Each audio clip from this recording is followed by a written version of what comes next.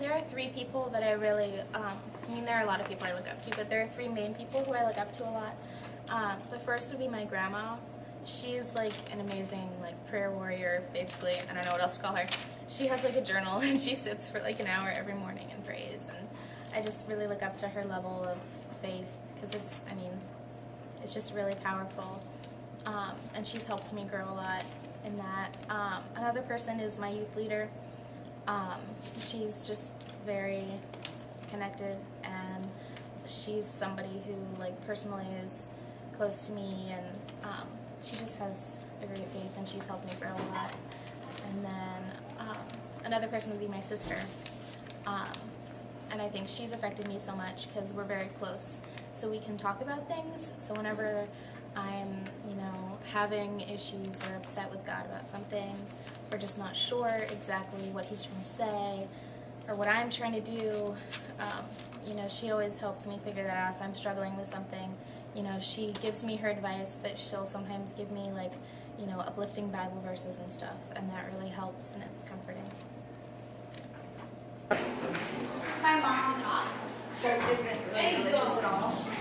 She never went to church, so I guess maybe that's why. I guess I look up to her, and maybe that's why I don't. Actually, I don't have anybody that models my beliefs personally. I have a lot of role models, but for different reasons, not because of my beliefs.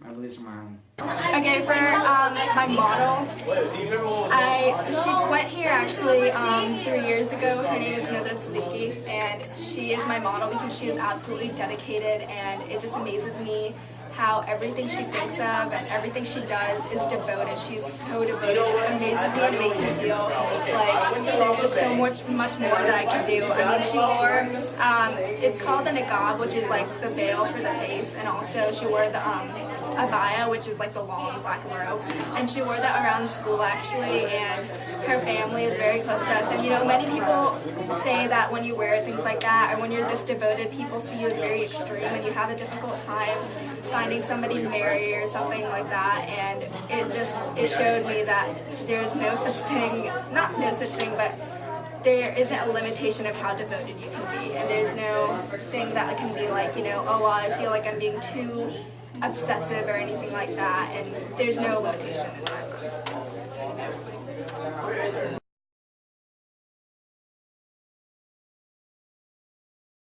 I love talking about my faith with my friends, and if it's possible to answer any question, I answer it to the best of my ability, because I love enlightening people of Judaism, because so many people don't know about it, or they have some misconception about it. I really love especially debating with my friends about beliefs. It kind of sounds nerdy, and it kind of is, but it's really fun.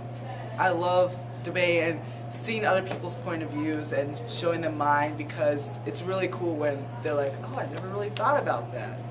It makes me feel really cool.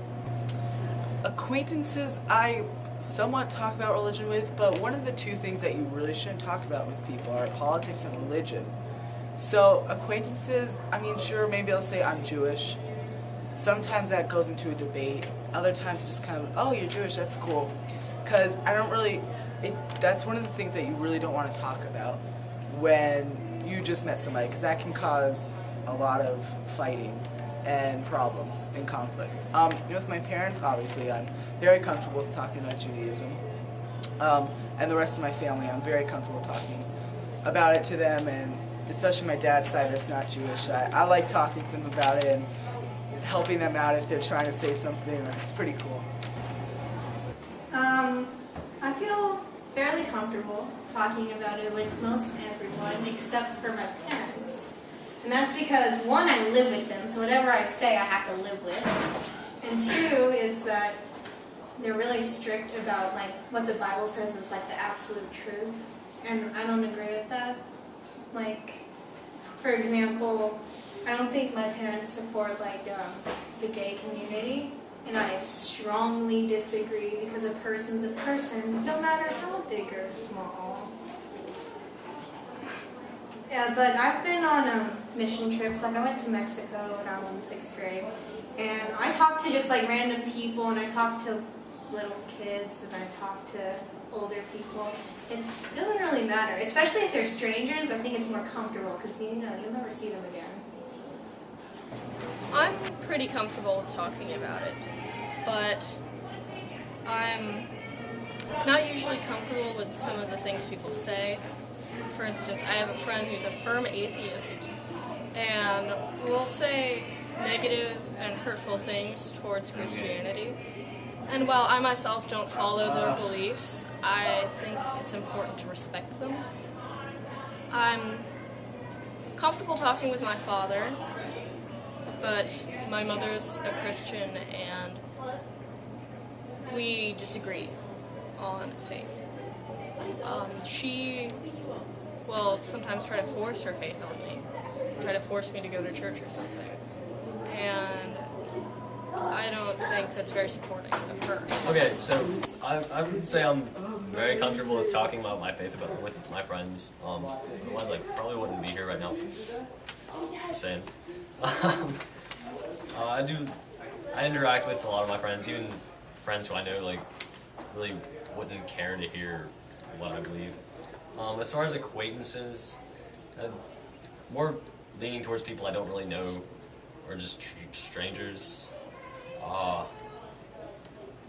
Yeah, that's a little more difficult to answer. I don't think I would. But, I mean, if I were driven to, yeah, definitely. I never really felt an urge to. Like, it's more of a feeling that you gotta care about somebody before you actually share your faith with them. Good. And my parents, I think I can talk to my parents about anything I really want to. I know they will listen. My dad, as I mentioned, he was a good mentor for me. He'll listen to anything I have to say. He'll listen to it and analyze it and tell me where my faults are or what I'm doing right. He'll encourage me in what I'm doing correctly.